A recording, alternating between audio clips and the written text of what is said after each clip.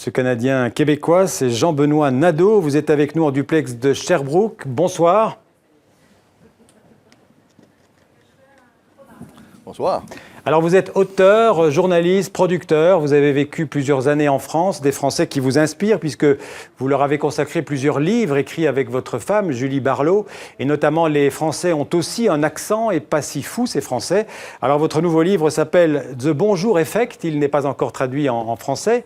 Une réflexion, on peut le dire, avec ironie, mais aussi avec humour et tendresse sur l'amour des mots et de la conversation qui, selon vous, caractérise le mieux les Français. C'est l'amour des mots et la conversation. Ah oui. À mon avis, nettement plus que la cuisine, nettement plus que l'art. Tout dans le système français dirige les Français vers une certaine éloquence, une façon de parler, une conversation qu'on ne retrouve pas en Amérique du Nord du tout. C'est tout à fait original. Jean-Benoît Nadeau, pour reprendre le titre de votre livre, « Dire bonjour », c'est important en France ?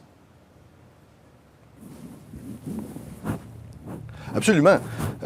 Nous, c'est une chose à laquelle on est peu familier au Canada et on a dû s'habituer à ça. On relève une anecdote notamment. Ça faisait quelques mois qu'on était à Paris, puis il a fallu on prenait l'autobus, puis on s'est rendu compte qu'il fallait dire bonjour. Pour nous, c'est tout à fait curieux. En fait, ce qu'on a réalisé, c'est que la plupart des choses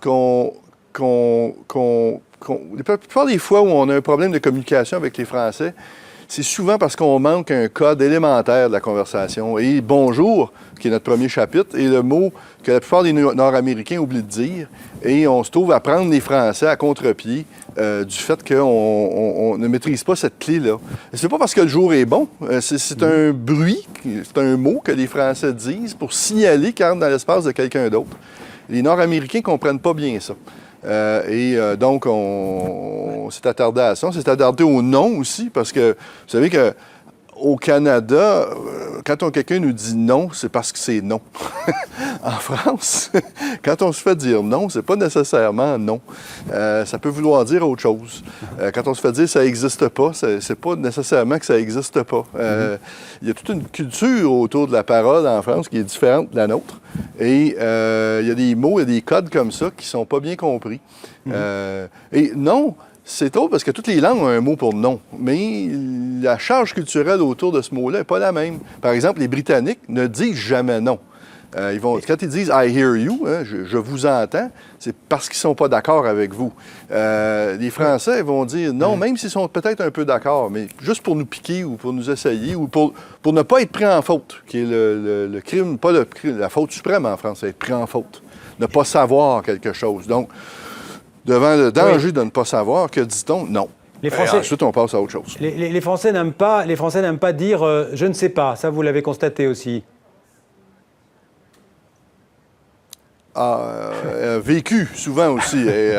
J'achète de la margarine à l'épicerie, puis de toute évidence, l'employé ne sait pas ce que c'est. Nous, on appelle ça de la margarine au Canada. Elle me dit du beurre, finalement. Elle me dit ça n'existe pas. Et là, je le trouve, je lui montre. Ah, ben, elle dit voilà! Alors, Jean-Benoît Nadeau. Pour me remettre à moi-même l'odieux. Alors, vous avez parlé de codes qu'il faut connaître pour se débrouiller dans la conversation en France. Et alors, il y a des choses dont on ne peut pas parler en France. Par exemple, vous avez quelques exemples de questions qui sont tabous en France, notamment la famille, par exemple, ou l'argent. La famille, oui, ou l'argent, ou demander aux gens ce qu'ils font, aborder des gens en dehors d'un contexte professionnel en leur demandant leur nom.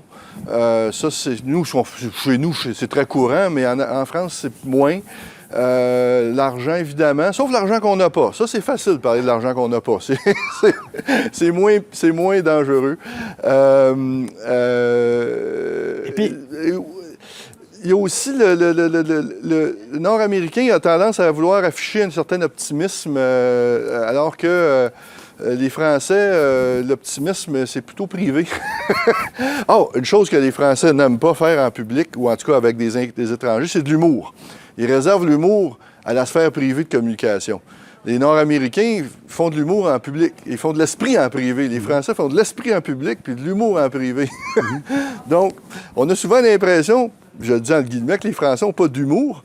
Ils font de l'esprit, ils font du sarcasme, mais pas de l'humour, alors que c'est plutôt que c'est un genre de communication qu'ils vont réserver à la sphère intime, privée. Et alors, vous dites aussi, il faut toujours mieux exprimer d'abord, quand on parle avec un Français, un désaccord, c'est-à-dire chercher une sorte de confrontation plutôt que le consensus.